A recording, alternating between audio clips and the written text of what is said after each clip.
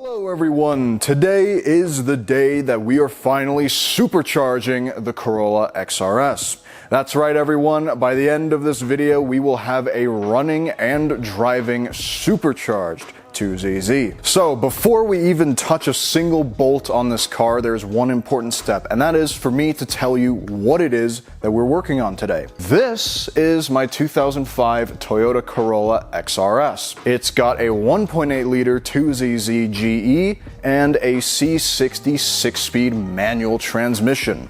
The engine is completely stock, the transmission is completely stock, and the clutch and flywheel are completely stock. So this should be interesting. This car has 170,000 miles on it, but it is a Toyota, so nobody really cares. For reference, I turbocharged the 1ZZ Corolla at 170,000 miles as well. Now, no, I didn't make the mileages match on purpose, it just kind of played out that way. And the supercharger kit we are installing is the Monkey Wrench Racing supercharger kit. Now, I'm not going to go into detail here about all the stuff that's on the table that comes with the kit. I already unboxed and talked about that stuff in the last video, which you can check out right there. All you need to know is everything we need to supercharge this Corolla here is right here on this table. So that is all of the information out of the way, and now it's time to supercharge a Corolla.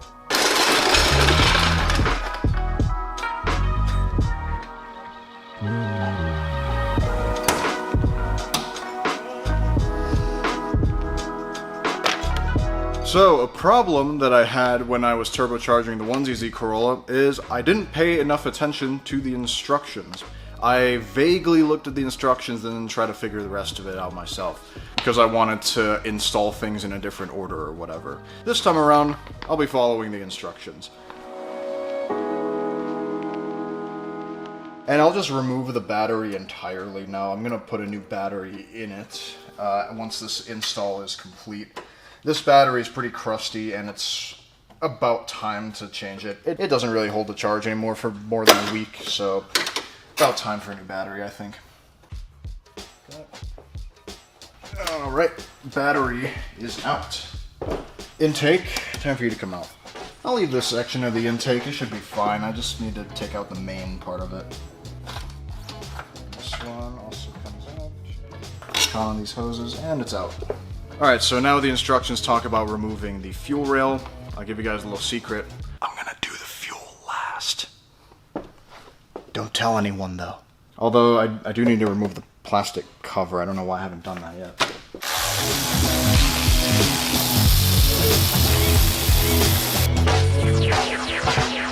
Ooh, that valve cover.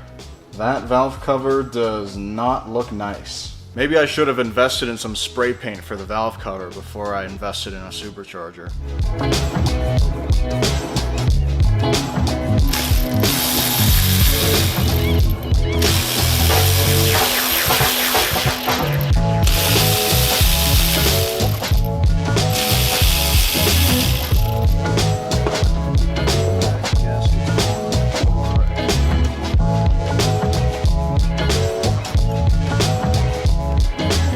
Alright, and now we're on to removing the intake manifold. So, my intake manifold here is not a stock intake manifold, it's an R9K intake manifold, which gets rid of a couple of the steps needed because I already had to do them to put this intake manifold on it. So basically all I'm doing here is just removing some hoses and then 5 bolts and then it'll come out. Alright. Okay, that's the first one. Okay, second one, third one in the middle, fourth one, last one,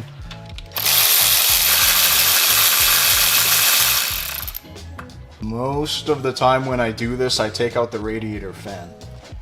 I might need to do that, but let me try and see if I can wiggle it out first.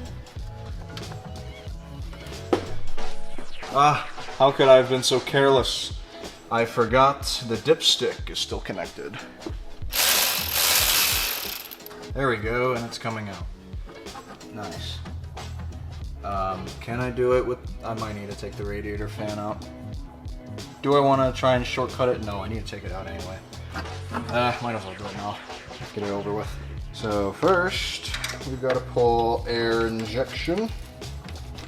Okay, now I need to unplug the radiator fan. It's kind of a tight squeeze. I think I got it. What the? That has never happened before. I just pulled the whole connector out of the fan. Hopefully I can put that back.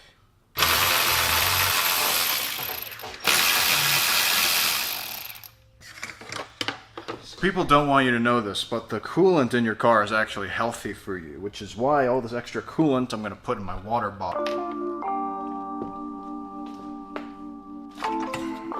it is. Oh, I forgot about the last hose in here I still need to take out. Ah, there we go. Sweet. Alright, next up we got to remove the alternator. Should be straightforward enough. So we have to take out the power wire and then the 3-pin wire, so these two, and then we just have to unbolt it.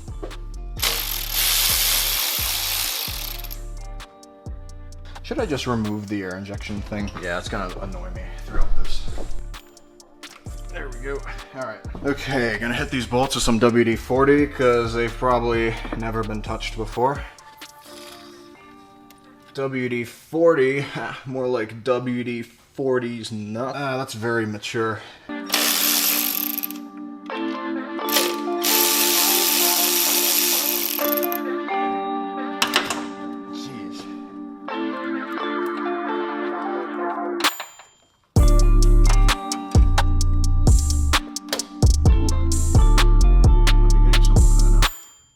I sense a bolt breaking though. I've got a 7th sense. I can just tell this bolt wants to break, and that's gonna be a disaster for me. Cannot let that happen. More WD-40 for you. Been working on the alternator for a little bit, and guess what? The bolt's not broken, it's loose. So patience wins again. Yeah, the alternator is pushed all the way back, and the belt is still not loose. Okay, 19 millimeter there on the tensioner. Push it back. Why does this tensioner not want to move? Push down / backwards towards the rear of the car. This tensioner is going to give me some problems later, it looks like, if I can't even get it to go now. Trying something wacky, I hope it doesn't backfire on me. Word of advice, do not do this. It's actually, oh, okay. Wait, I think I did it. I think I've done it. Aha. There it is. Okay, alternator removed. Nice, there it is. Next up, modifying the dipstick mounting point. Right, first things first, let's pull the dipstick out of here. Oh, there it goes. So, gonna have to clean it, but anyway, what are we looking at here? Trim off the 2 mounting brackets attached to the dipstick. Is that both of these?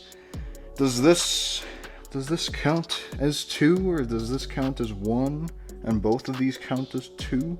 I think that'll be both of these. I think I'm gonna need to trim this and this. Okay, good. Let's do that. Alright everyone, I've got my extremely professional working table here. So now we'll use the Dremel and just cut these 2 off, and then we can get it back in the car.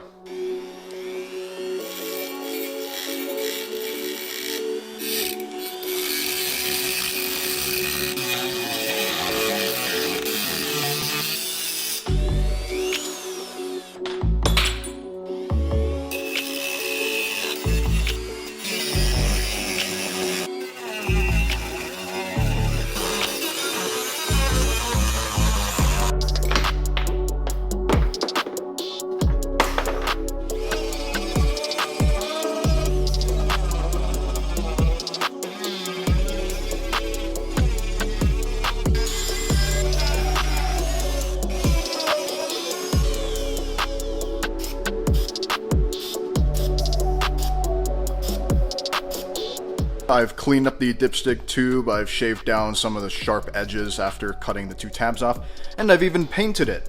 It is red. I mean, I could have gone out and bought black spray paint. Red was the only color I had. I mean, red car, so I guess it makes sense. I think it'll be kind of tacky, but oh well.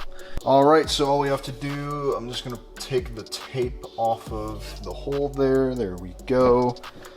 And we just line it up and put it back in. There we go. And it's popped in. Okay, now we need to locate the mount. Let's see, this is all the stuff on the table, and I think it's right here. Yep, that'll be this. Okay, so I need to attach it to the right side thermostat mount. That'll be right here. Hopefully undoing that doesn't cause coolant to come out, otherwise I'm gonna have to bleed the system at the end of this, but we'll see.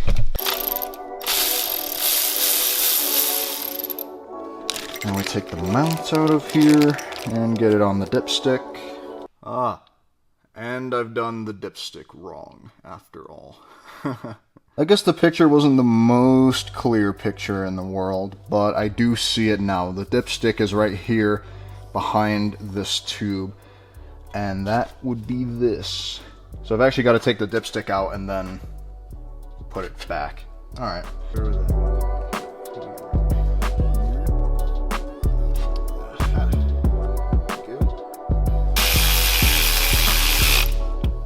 Right, so the dipstick has been installed in between this, I don't really know what this is, I'll be honest, some kind of breather or ventilation tube, and then the VVT-I solenoid there. Personal opinion, kind of a weird spot to put the dipstick, especially with the air injection sitting right here, which I should probably just delete. I suppose this is what I get for putting a supercharger on a car that honestly doesn't have a lot of clearance here. So next in the instructions is to modify the fan shroud. So I've got it here on the professional work table once again. So all we're doing here is cutting off the coolant reservoir because the kit comes with a relocation kit. That's gonna have a coolant reservoir on this side. If we leave this here, it's definitely gonna get in the way of the alternator and might get in the way of the supercharger as well. So we're gonna have to get rid of this.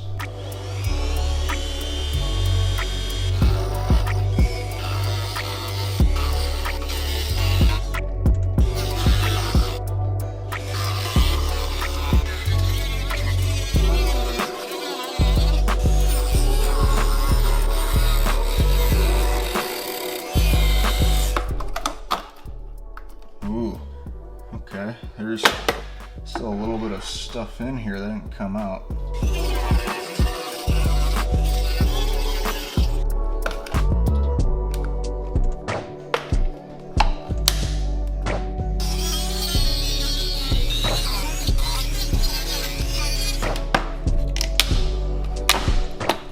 Well, I've spent some time with the fan shroud, and here is what it looks like now without the coolant reservoir in it. I tried to make it look as clean as I could, and I think it's okay. So I'm gonna bolt the fan back in and then move on to the next step, which is installing the coolant bottle. If I need to take out the fan later to install the supercharger to make clearance or whatever, that's fine, so be it, I'll just do it then. But I will put the fan in now and just leave it there until we get to that point.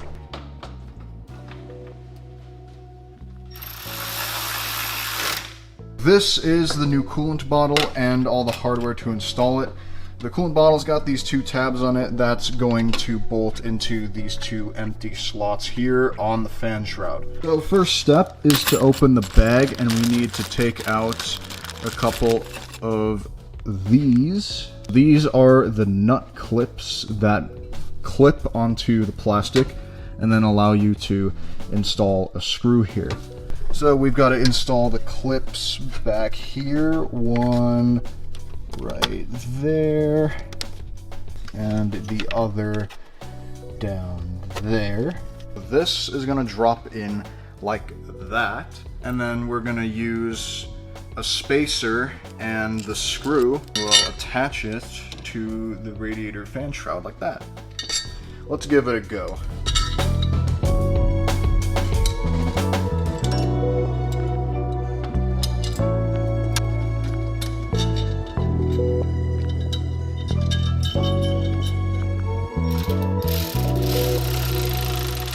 There is the coolant bottle, and I've connected this hose as well. This is supposed to go back here to the radiator, but I'm gonna leave it out of the way for now. That'll be one of the last things I do when I connect all these little lines and plugs and hoses and stuff. We are almost ready to assemble the supercharger and put it in. There's one last thing we need to do. This tab here is going to interfere with the supercharger. So, according to the instructions, there's two ways of dealing with it. We can either bend it out of the way, or we can cut it off.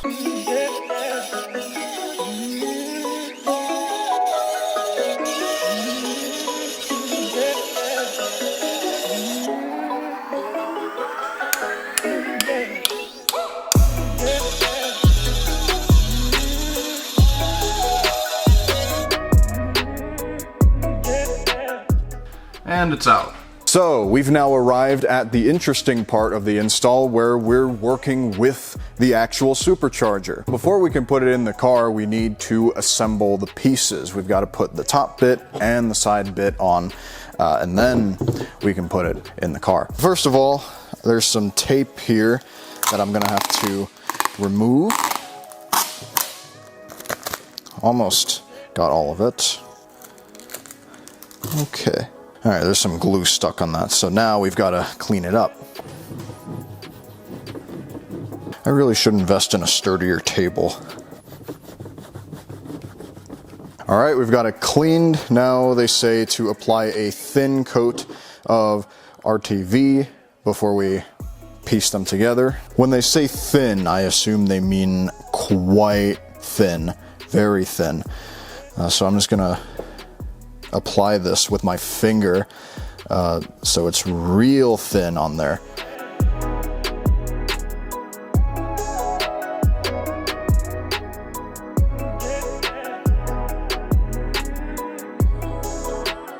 And final step, just align this on here and bolts. So we need 6 bolts. I'll start with just one here. Then I'll get another on this side. Gently snug it for now. Same on this side, just snug very gently because I still have 4 more bolts to install.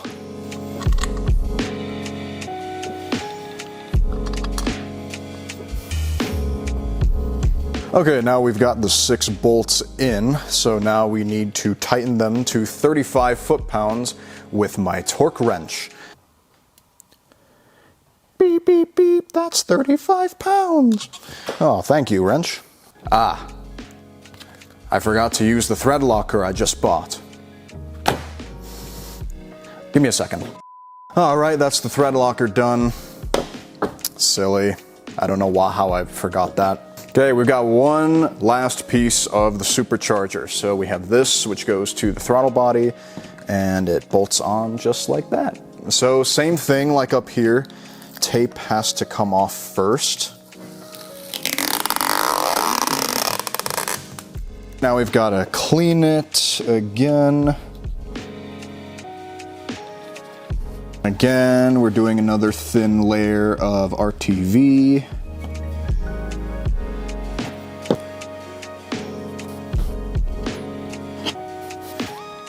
And now we bolt it in. Don't forget the thread locker this time.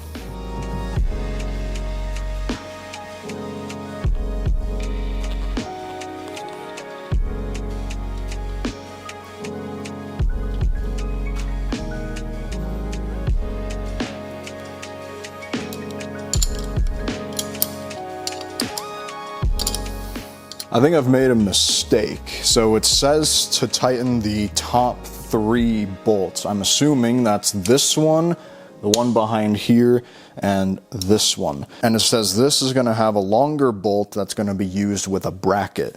So I'm guessing I need to take this one out. Well, I'll leave it for now, but I'll have it loose and I'll just tighten the rest of them to 30 foot-pounds. Beep, beep, beep, beep, that's 30 foot-pounds. All right, this is it. This is the big moment when the supercharger goes in. I'll see if I have to take the fan shroud out, but I'll try putting it in first. All right, there's our intake manifold gasket. All right, I have to be very careful putting the supercharger in because I don't want to break the plastic bypass valve. Otherwise, I'm in trouble. Ooh, I might not need to take the fan out. Oh, this is good. No, the fan's really getting in the way. All right, no big deal. Let's pull the fan real quick.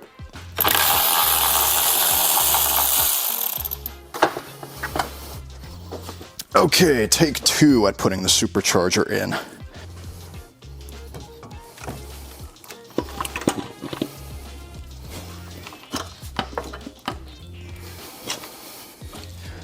Okay, looks good. I gotta look at the bypass valve, make sure it's not getting hit. I know it's gonna be real close to the starter. All right, I think it's in. And the supercharger is totally bolted in, at least up here, and now we can carry on. Now the next step is to install these support brackets. So the first one is on the bottom. On the table, it's this support bracket. And then the support bracket gets bolted here and right there.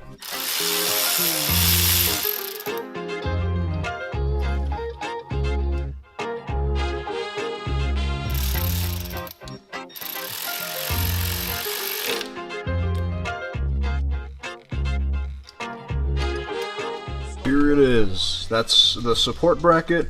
Pretty small. And this is only the first one, so this is the support bracket on this side, and then there's going to be another one on this side around the snout, which we are going to do now. Alright, so the two pieces we need is this one and this one.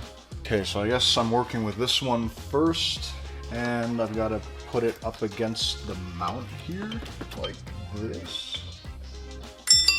Oh no, I dropped the bolt. Wait, where is this part I'm bolting onto? Do I have to cut this?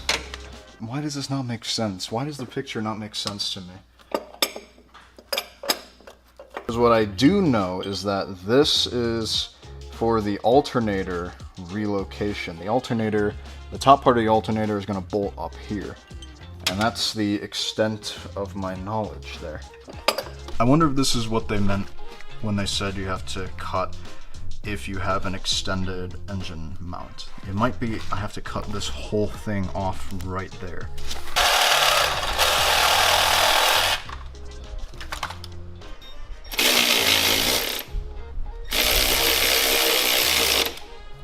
So here's the bracket. It's supposed to have 3 bolts, another one going in here. Unfortunately, yeah, it doesn't want to line up. And I think the reason is because I need to trim this further back. But I'm lazy. 2 bolts should be enough to support this. I don't see why it wouldn't. If this comes back to haunt me, so be it. Ooh, look at that. It's pulley time. 71 millimeter. Alright, that's the one.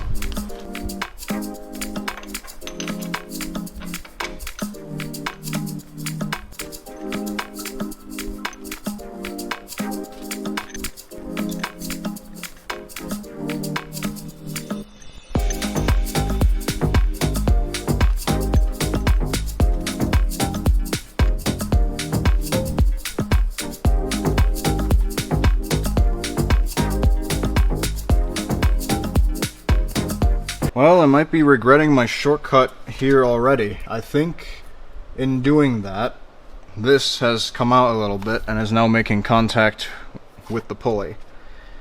Well, that ended quickly. Alright. Sorry, what? Okay, I guess it's out of battery. Here's a tip for all of you viewers at home.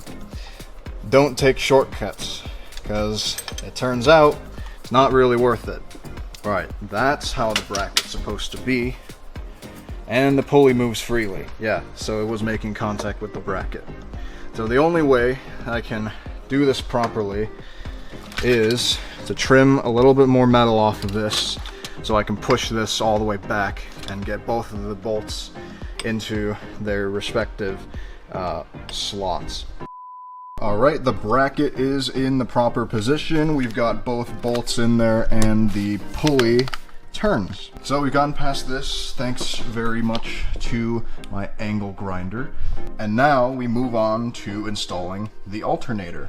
This is the part of the install that I've been dreading the most because there is so little space to work to put the alternator in. I also have clearance concerns about the AC lines and the radiator. I'm not sure the alternator is going to go in smoothly, so we'll see. First things first, alternator bracket.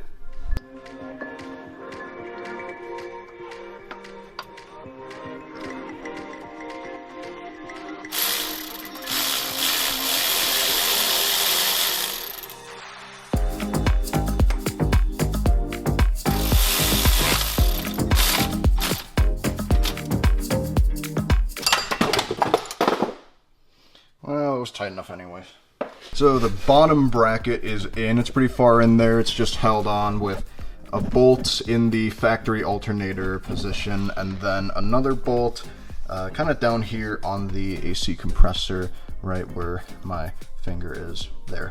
I have no idea how I'm supposed to fit this in here. There's no way I have enough space to send this alternator down there.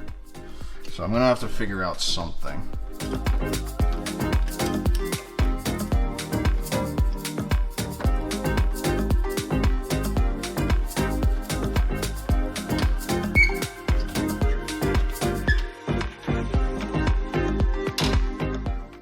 That's probably the best amount of clearance I'm gonna give myself. Okay. I immediately have problems with this AC line. So this AC line is just completely in the way of the alternator. The alternator is not even close to being able to bolt up there. When in doubt, consult the instructions.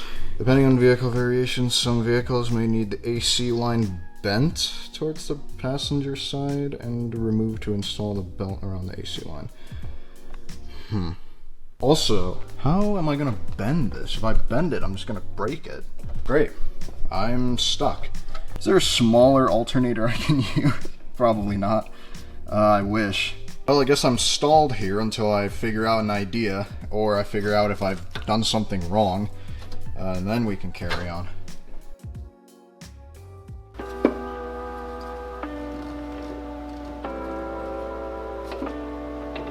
Ooh, I think it fits. I think it fits.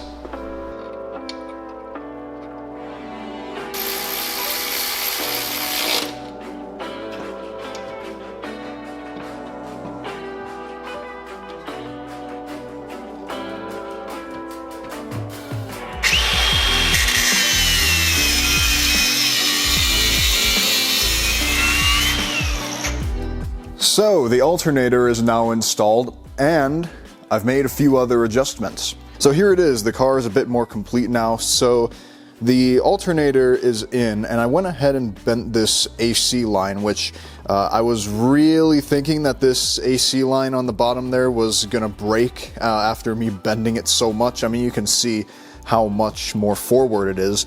This is the original mounting point of here, but it clears, everything clears. It's not getting in the way of the pulley, although I probably will add a couple of zip ties or something to try and keep this out of the way a little bit more, just in case. I went ahead and added this cable and this extension here as well. Obviously not connected yet, but they're connected to the alternator down there. And then I went ahead and made some adjustments with the radiator and the radiator fan. So the radiator itself, I made some modifications to the mount. The bushing, or whatever you want to call this insert here, I turned it upside down and then glued it to the bottom of the mount because I adjusted the bottom mounts, and when I did that, it lowered the radiator. And I had to do that because otherwise the alternator wasn't going to comply with the radiator. This is an aftermarket radiator. It still is extremely close. It's just about not touching. I've got a bit of a feeling that when the engine's moving and stuff like that, that it's gonna touch this a little bit. I'm gonna have to keep an eye on that. I'm keeping in mind the possibility of this could damage the radiator. Puncture it, I don't know, but it might dent the fin. I'm gonna have to keep an eye on that. If that's a problem, I'm gonna have to make some more adjustments to this in the future, but from what I can tell, it is possible. The radiator sits a bit lower, and I cut up the mounts and did a bunch of crap with them. It's kind of a sketch, but hey, as long as the radiator stays, which it does, that's all that's really important. So the radiator sits lower and slightly more to the front to make clearance for that. I definitely should have just gone ahead and put the stock radiator back in, but hey, there's no fun in that. And then the fan, I also made some modifications too. This is now cut on this side.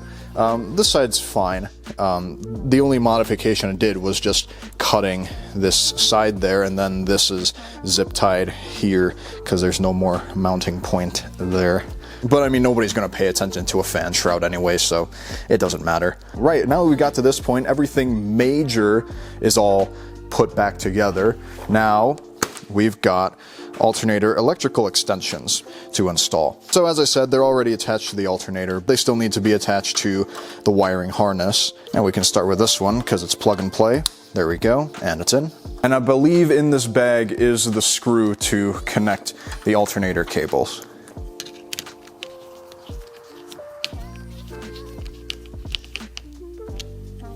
Yeah, that looks like that's the right screw for that. And obviously, can't leave it like this or else I'm probably gonna burn this car down. So I'm gonna need to use some heat shrink and some electrical tape around this to make sure that this metal here is not gonna come in contact with anything.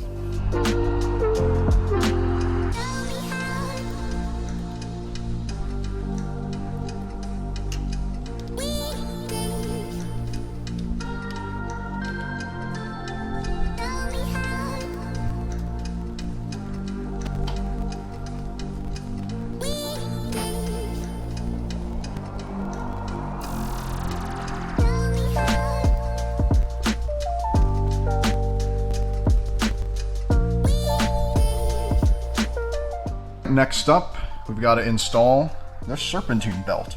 So we're going to pull this wheel off to hopefully make that easier.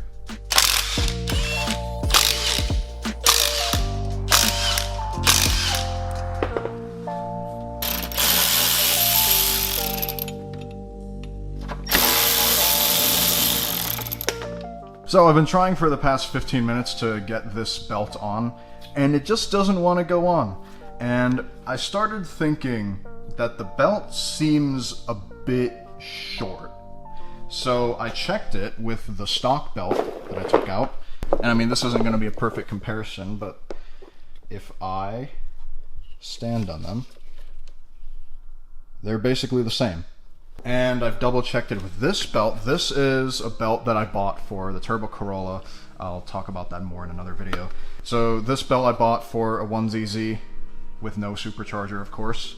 And this is the belt that came with the supercharger. It's the same number. And then I looked at the length, and this one says it's 74 inches. And on the site, it says for the supercharger, it's a 91-inch belt. So I've got the wrong belt, and now I've got to order the correct belt, and that's going to delay when I can get the car finished. It is what it is. Is it annoying? Sure, but I mean, mistakes happen. Also, I could have just double-checked the belt length before I started anything. That's also my fault. I'll take responsibility for that. And the new belt is here. And it's the correct length. Comparison. Yep, that definitely looks longer.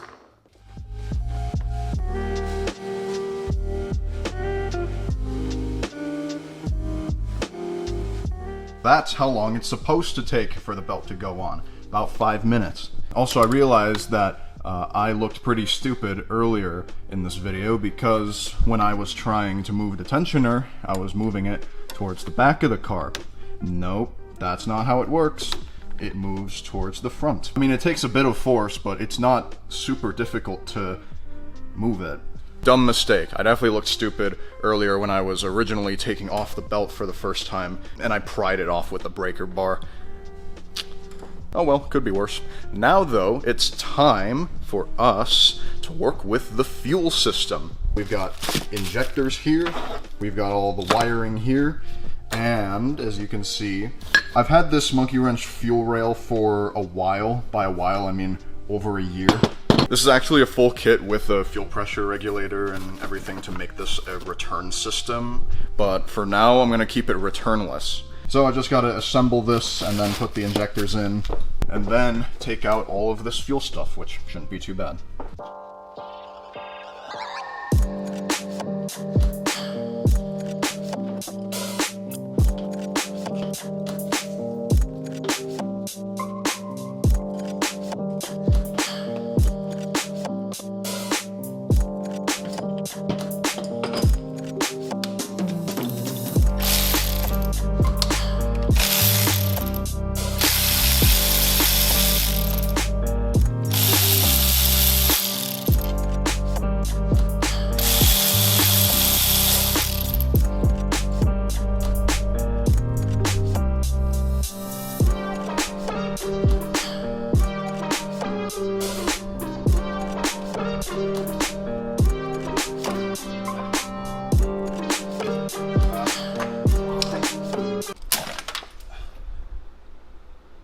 Oh, that's good. I don't get it. Why is it so stuck on there? Oh well, too late now. Tool's broken. So I finally got the fuel rail disconnected from the fuel line. I did break the tool, but some of the plastic was still in there, so I stuck the end of the hammer in there and just moved it really lightly, because obviously you don't want to damage it. But I pushed it real light and it just came out. So I guess some of the plastic that broke off in there was pushing this down and allowed it to be released. It was a bit annoying considering I had to take this section out of the car, but this actually isn't all that bad to remove. There's a cover over this, you take it off, you push this button, and this just comes right out. So it was a lot easier working with this outside of the car than it was in the car. Anyway, I'm going to throw this back in the car, and then we can get the new fuel rail and injectors installed.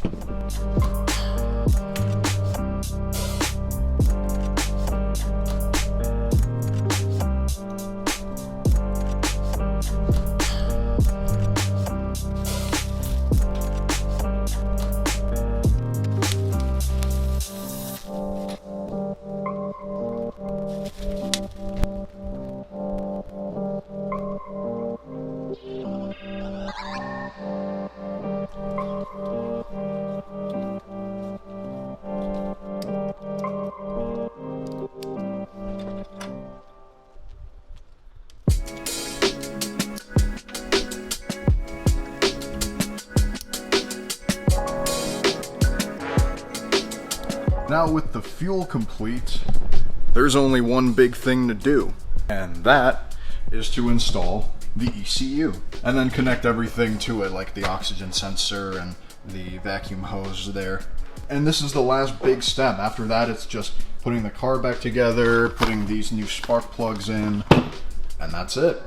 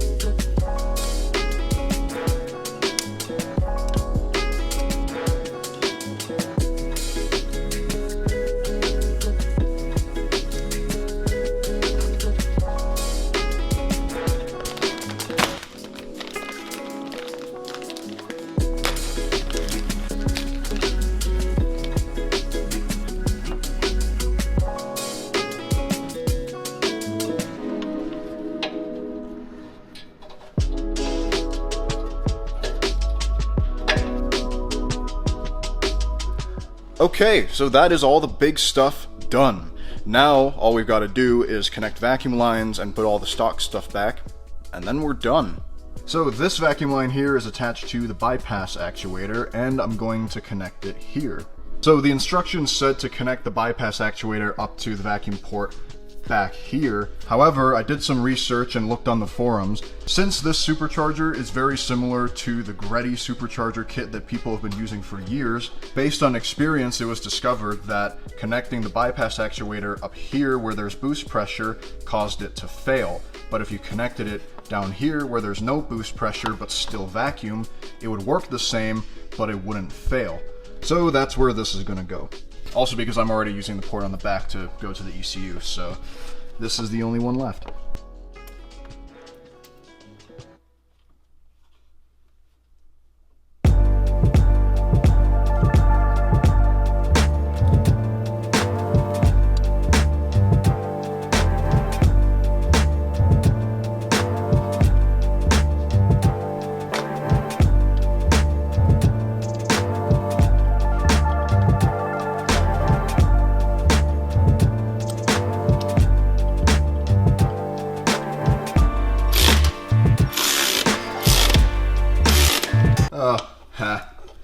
I forgot to mount that.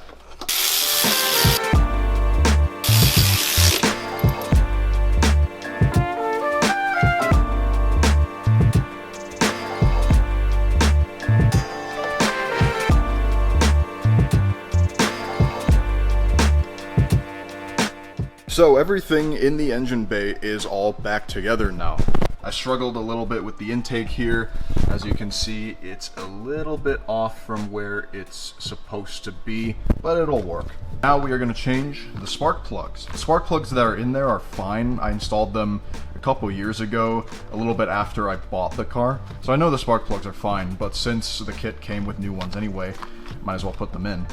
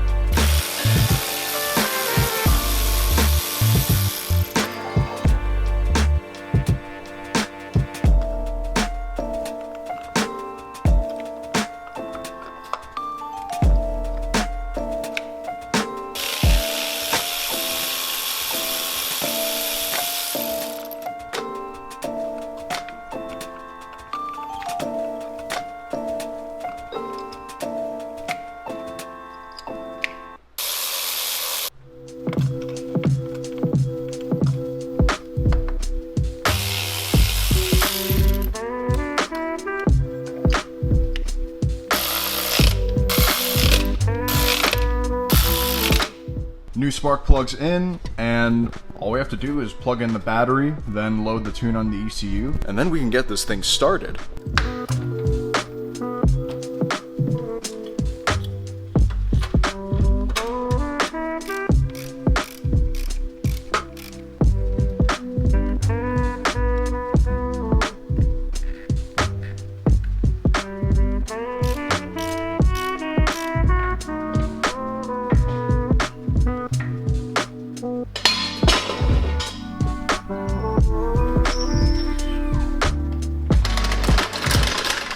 Alright, last step, we gotta load the base tune. So this is the ECU Master Black software right here. As you can see in the bottom left, currently disconnected. How about we change that? So connect the USB, and then we need to turn the car on.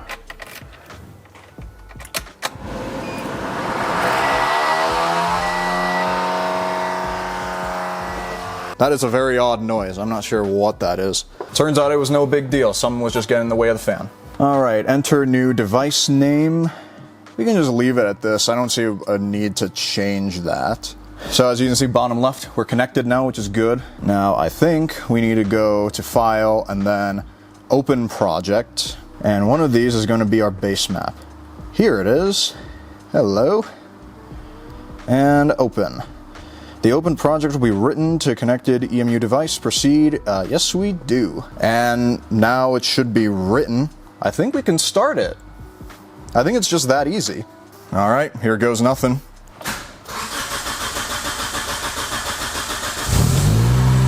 Oh, it started! Oh my gosh, it started! Fuel injectors, yep, not leaking, looking good. Huh. And no belt squeal?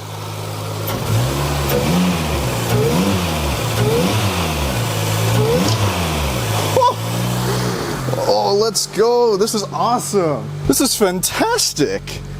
It runs just like before. I'm gonna shut off the car though because my garage is not open. I've done a thing. The car starts, it lives. This is brilliant. This is the exact same happy feeling I got when I put the turbo kit in this car. Yes! Come on! I still got it. I'm so happy. I'm so happy to see this car running. It's all here. And it works. It functions.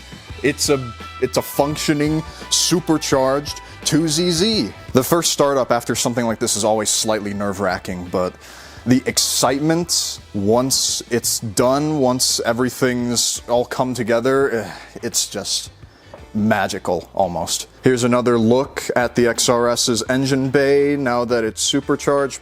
Please just ignore the dirty valve cover, just pretend that's not there. And there you go, perfect. Wow, here it is, supercharged XRS. So the Corolla XRS now has a supercharged 2ZZ. I'm very excited to get the thing on the road and feel what it's like with some more power. Hopefully the supercharger gives this engine some much needed torque, because that is one of my biggest complaints about the 2ZZ. Anyway, some closing thoughts. Although I'm very happy it's gotten to this point, there are some things I want to point out. One, my radiator fan is now kind of held up with zip ties on the right side, which I'm not so big on. I might try and make a bracket or something for that in the future.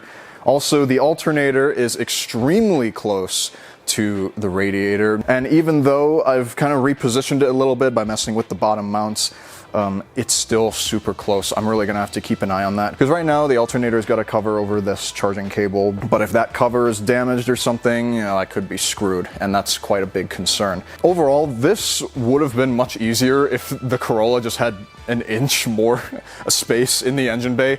It could have solved a lot of problems. The alternator mounting wouldn't have been an issue.